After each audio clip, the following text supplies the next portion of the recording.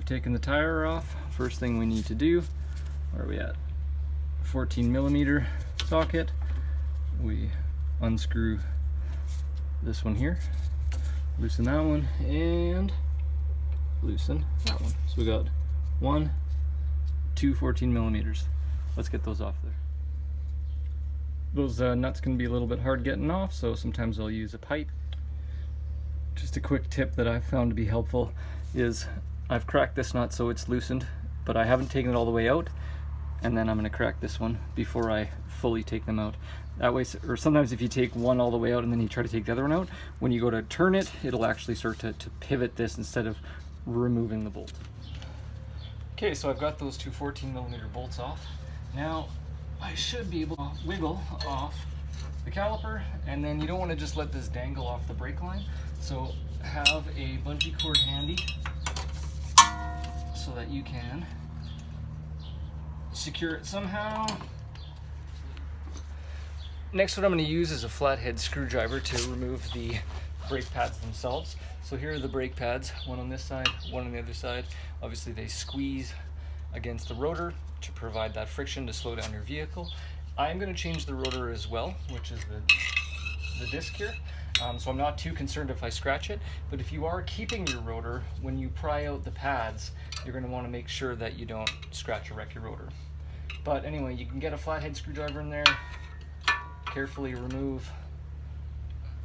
That's one down, two down. So I've got both the pads out, and now I need to get this bracket here off in order to pull the rotor off. That requires, I believe it's 15mm. Alright, do you see these two blue, where are they? One blue bolt there, and where is it? One up there. Those, we're going to use a 15mm socket. We'll put that on there, take those off. That'll allow us to remove this bracket here. Okay, so you can see I've backed those two blue bolts out, which then allows this bracket to come right off. Our old yucky rotor, so this just pulls off through the front like this. Alright, yours might not look this shiny and new. This is the wheel bearing that I replaced a few months back. If I would have been a thinking man, I would have replaced the rotor and the brake pads at the time, but oh well. When I saw a video on YouTube, the guy said that you should spray off the new rotors with a brake cleaner and give it a wipe down to get off the coating that is shipped with it so that it won't wreck your brake pads. I don't know if that's exactly true, but it sounds like a feasible thing to me, so I'm spraying it. Where are we at? With brake cleaner. And giving it a wipe. If you were not replacing the wheel bearing at the same time, which you don't have to do very frequently, give this a bit of a cleaning. You know, use a wire brush on there to kind of tidy that up a little bit, and then once it's tidied up, you put your rotor on there, and then what we're going to do is we're going to do a bit of work on this before we put it back on. So before we stick this bracket back on, what we're going to do is we're going to pop these little clips here. So take these little clips off, that's what holds the brake pads themselves. There's two of those on there, so pop them off of each side. When you buy new brake pads, they'll usually come with new clips. But what we're going to do is this groove where these clips just were, we're going to take the wire brush to it and give it a good cleaning on both sides. Make sure get all the rust and debris off there. Alright, we've cleaned here, we've cleaned there, we're going to put our new clips. Shiny happy people here. Now we're going to take our cleaned up bracket, put it back on. Remember, these are the 15mm bolts, which I've got back here in the holes. So I'm going to stick these into place.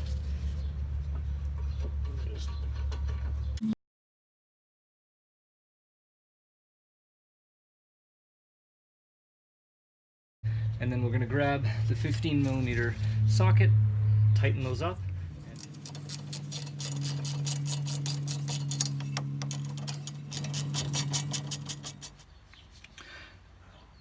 So you see these things here, these should move freely.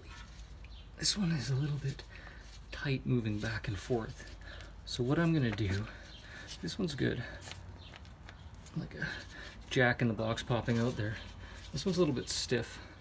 So I'm actually going to pull this one off. See how it pulls off like that? Down. Put some brake lubricant on this and then basically pop it back in. Alright, and then we need to put these little clips back in here. So we set those in, push down on each side. Not sure if I can do it one-handed. I might have to pause and come back to you. Alright, so I'm not sure if you can see, but I've got this clip in on the top part, that clip in on the bottom part, and to kind of give you a point of reference, where are we? There we go. This is the brake pad. You know, one leg of it fits down there, and the other fits in that groove here. Before we do that though, we want to make sure we lubricate here and here so that this brake pad can slide in and out along these little tracks smoothly. So I'm going to put you down, lubricate this end, and lubricate that end.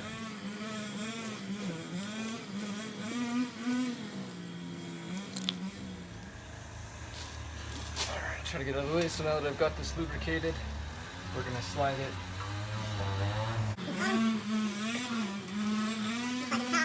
And it should be able to move within there.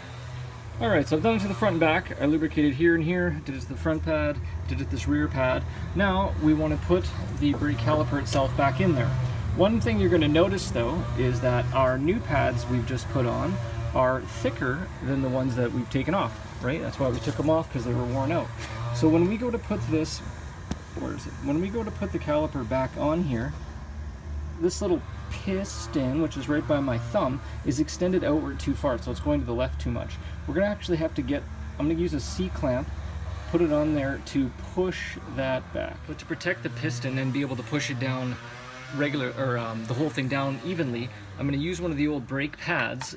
You put it along here before you grab your C-clamp, clamp it, and then tighten it.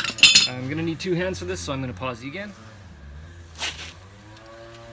Okay, so I've got the C-clamp on there. Probably can't tell from that angle. So that's what we're going for there. I've got the C-clamp on there, and you notice here the piston is now compressed, so I should be able to slip it over the rotor and my new pad. Alright, so I've placed the caliper itself back on here.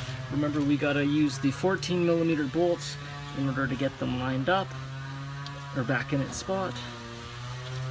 So get your bolts handy.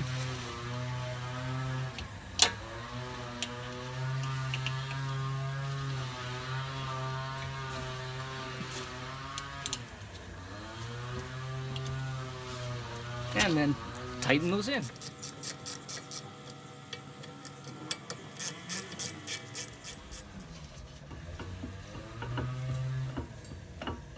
I'll be able to grab it and get some movement on it. So they're moving. Good, everything's tightened back up. Now we're going to put the wheel back on and see how it goes.